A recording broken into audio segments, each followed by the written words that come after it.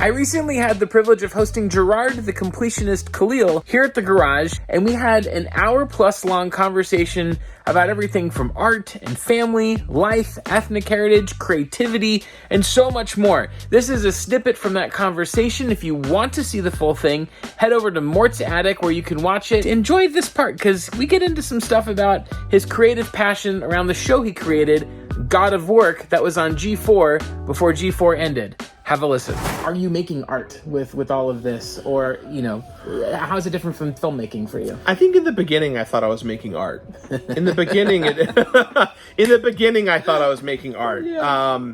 It really, I cared so much about the comments, and I cared so much about how I was perceived and how sketches are done and how pacing is. Yeah. And I think, and you see glimpses of those creators out there who really focus in on their art, which I absolutely love. It's hard because you said it earlier, like, art and finance just collide with each other, and the understanding of what that means changes every single year. Right now, the big thing is TikTok, right? Yeah. TikTok's exploding. Everyone's making TikToks and all this stuff. Yeah. But there's no money in TikTok yet. Unless you're in that tall echelon of people or the small echelon of people, you're not making a single dollar on it. It's so interesting because there's interesting things you can do on TikTok and on YouTube with shorts in thinking of how to make a compelling short, but I think it forces you to just go, what is the thing? And I'm just going to focus only on the thing. And it's interesting when I make a short that's 50 seconds long, it's like, that's too long. It's got to be like 20 seconds long. Yeah. It's like we're going right back to Vines. Creatively, it's good, I think, when you write, when you edit, when you do anything, to say more by saying less. Yeah, I think, to give you an idea, I have a TikTok and I have YouTube Shorts, but you'll notice that, like, I never post on them. If I do post on them, it comes from the social media team that works for me. Yeah. It's not from me, because I love being collaborative and creative. If you were like, hey, Gerard, you have an hour to make a movie, here's a pencil and Final Cut Pro and go, what happens? I love that kind of stuff. But if you were like, hey, make a YouTube short, make a TikTok, my brain would stop. It would stop working, because I've been creating long form for so long. And as my age has kind of gone up and up, my whole thing has been, if you have nothing to say, I don't want to watch it. And that's like the hard extrapolation of YouTube now, because the clickbait, the advertising, the pulling people in doesn't equate to the quality and the storytelling that I would hope that would come from this generation. So it's been difficult conflating art and finance because they don't understand each other. By the way, as we're talking about art, I feel like we should back up. When I say art, I mean making something artistic is ultimately expressive. Mm-hmm. I'm communicating something, whether subtly or abstractly or quite literally, like almost sermonizing, something that I'm hoping the audience will feel, because it's, or maybe I don't care what they feel, but it is expressive of something inside of me. So I'm thinking of storytelling and narration, and like the South Park guys talk about, okay, every time they write, they go, all right, we're here, and because of this, what now? Not just now make something that has nothing to do with anything. And therefore this. And therefore this. Right. Not but then, but therefore. Yes. It's such a, I just watched a lot of South Park, so I'm right there with you. Yeah, it's a well-written show. It very much is. It's not as much as it's poops and fart jokes. Like, it's much more. Yeah.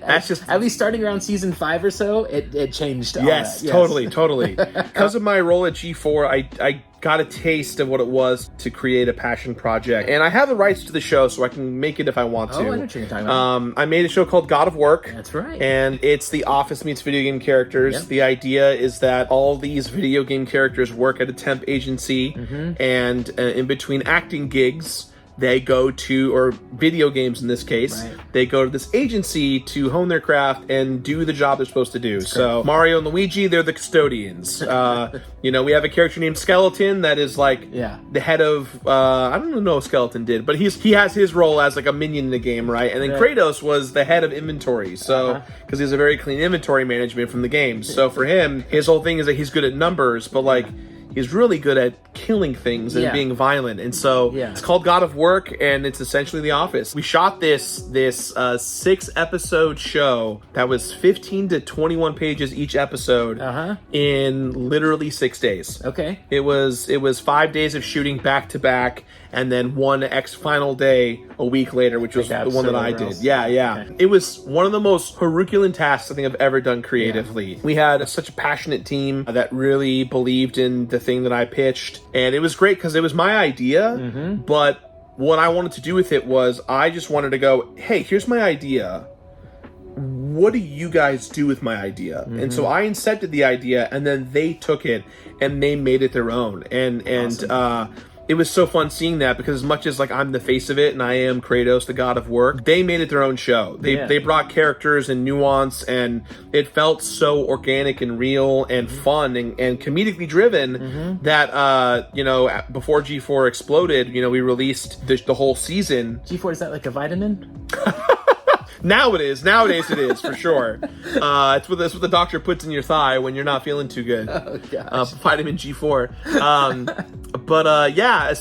Essentially, I released the whole show as one video on my channel, and the minute I pressed live, we were greenlit for a second season, and we were awesome. we were starting production on the next season. It was just, people loved it. It did so much for our community and the people working on it, and so now G4 is no longer here, but I have the rights and IP for it. So if I wanted, I guess what I'm saying is, if I had all the money in the world right now, that's what you do. I would love to make a second season of God of Work. That's awesome. And really kind of end the story, because we only planned for 2 seasons. Because it was like, we wanted to do a season before Ragnarok and then a second season after Ragnarok to kind of wrap things up. You said The Office. Yes. I've seen God of Work. Yes. Oh, thank you, by the way. I appreciate it. You're welcome. Yeah. God of Work is based on The Office England? Or the American Office, for sure. Yeah, so the British one, what I loved so much is that he has a beginning and an end, and not a drag out for 17 extra seasons at the end. Yeah. But you're Edgar Wright. You're going British with your comedy. I didn't know where that all connects, but it ultimately all goes back to the original anyways. Right? Yeah, absolutely. If you enjoyed this clip, there's a lot more over on Mort's Attic, the link of which is in the description below or here on the end screen. Click, head over, and get into our hour-plus long conversation where we really went deep, and I hope that you enjoy it. I'll see you over there. Take care.